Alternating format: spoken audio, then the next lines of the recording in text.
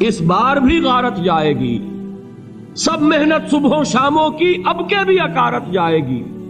میرے نبی کے ثمرات کا جو لفظ یہاں آیا ہے، وَنَقْصٍ مِّنَ الْأَمْوَالِ وَالْأَنفُسِ وَالثَّمَرَاتِ، سب محنت صبحوں شاموں کی اب کے بھی اکارت جائے گی۔ دھرتی کے کونوں کھدروں میں پھر اپنے لہو کی کھاد بھرو، پھر مٹی سینچو اشکوں سے، پھر اگلی رت کی فکر کرو، پھر اگلی رت کی فکر کرو، جب پھر ایک بار اجڑنا ہے۔ ایک فصل پکی تو بھر پایا، تب تک تو یہی کچھ کرنا ہے۔ ایک مقصد ہے سامنے، انقلاب برپا کرنا ہے۔ ایک کوشش ناکام ہو جائے کوئی پرواہ نہیں، نیکسٹ، پھر تیار رہو ناکامی کے لیے۔ ایسا نہ ہو جو انگریزی میں کہتے ہیں hope for the best but be prepared for the worst.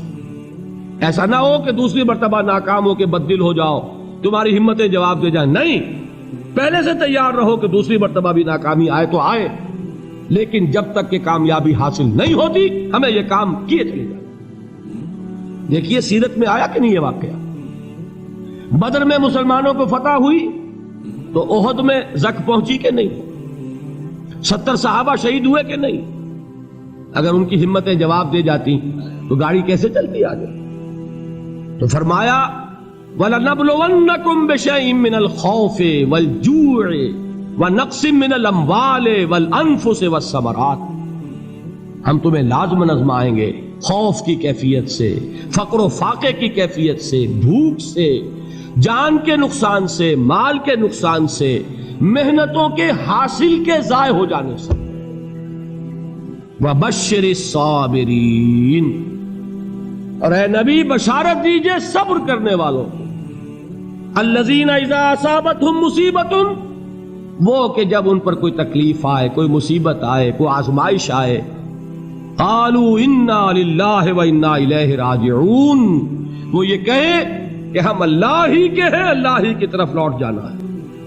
یہ وہی انداز ہے جو میں نے فارسی کا شعر سنایا تھا آپ کو کہ سر تسلیم خم ہے جو مزاج یار میں آئے۔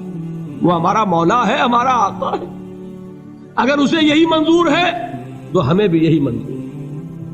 میں نے تسلیم و رضا کی بات کی تھی نا، آپ کو کچھ شعر سنائے تھے، ایک شعر اور سنیے، اور یہ کس کا ہے؟ محمد علی جوہر کا۔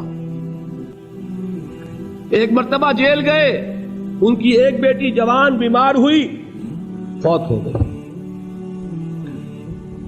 باہر چھوڑا انگریز نے، جاؤ بھائی دفن کر دو بیٹی کو۔ دوسری مرتبہ جیل گئے، دوسری جوان بیٹی اسی مرض میں مبتلا ہوئی۔ اب یہ جیل میں ہے، خبر پہنچی کہ دوسری بیٹی کے اوپر بھی اسی مرض کا حملہ ہوا ہے۔ ایک نظم لکھی ہے جس کا آخری شعر یہ ہے، تیری صحت ہمیں منظور ہے لیکن اس کو نہیں منظور تو پھر ہم کو بھی منظور نہیں۔